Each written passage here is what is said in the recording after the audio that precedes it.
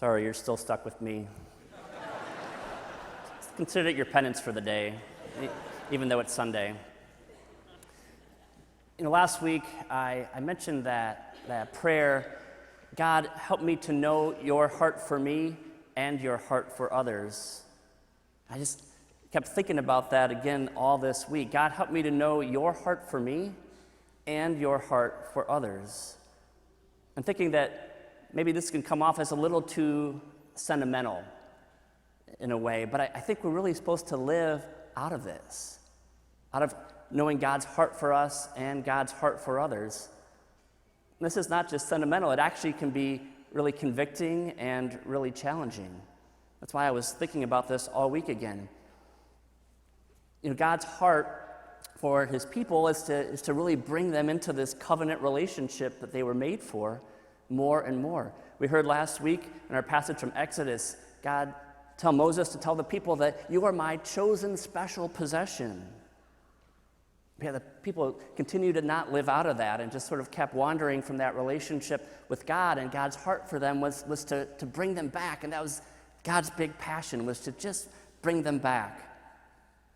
And so he sends people like Jeremiah to go and help remind them what they were made for, the covenant that they were made for, the God of the universe. But yet they were like, no thanks, because they knew that it meant some change in their life and what they were doing. And so they looked to shut Jeremiah down, even though he was really just trying to share God's heart for his people.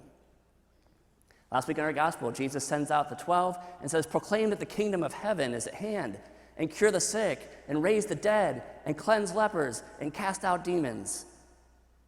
Then right after that, the passage that we don't hear in Matthew 10, he tells them, when you do that, you're going to run into all sorts of opposition and hardship. When we share what God's heart for his people, I think it's just part of our, fallen nature, I guess. We just sort of tend to resist this relationship with God that we were made for in big or little ways.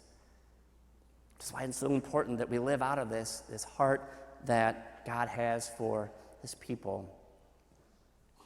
We know that it can be hard to live our faith, to proclaim our faith, to stand up for our faith in a world that's increasingly hostile to it. But I think even in little ways, this can be a challenge and have opportunities that we're living more out of fear than freedom. Thinking of things like, are we comfortable just naturally bringing up things like God, faith, church, just in conversation, not in some kind of pushy way or an aggressive way or some weird way, but just as part of our life, like we would talk about any number of other things? Or do we just kind of swallow that sometimes? We're willing to tell someone that we know at school, at work, a neighbor, whatever we know is struggling, like, man, I'm just going to pray for you. Whether they're a person of prayer or not, doesn't matter. Like for us to be like, I'm really just going to pray for you. Or maybe we tell someone, what, God bless you, more than just when they're sneezing, Or like more sincerely than when I say, God bless you, like 100 times a day. All these little ways that we can live out God's heart for other people. Just knowing that that's a person that God made. That's a person that God made for an abundant life.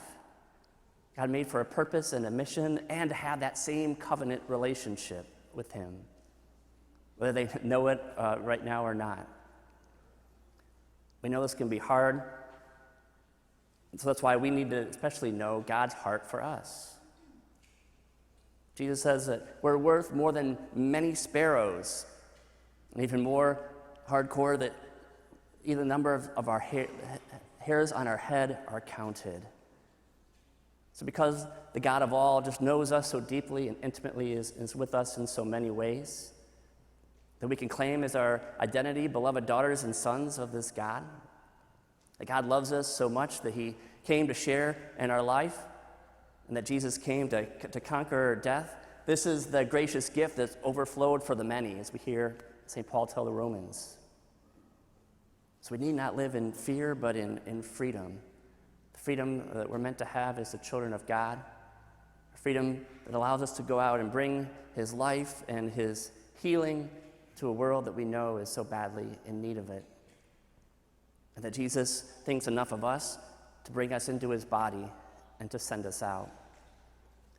As we encounter Christ here in the Mass today, I invite us again to offer that prayer, to know God's heart for us, to truly have God's heart for others, to live that out in freedom rather than in fear, knowing that the Lord has called and chosen us for this great mission of sharing his life with the world.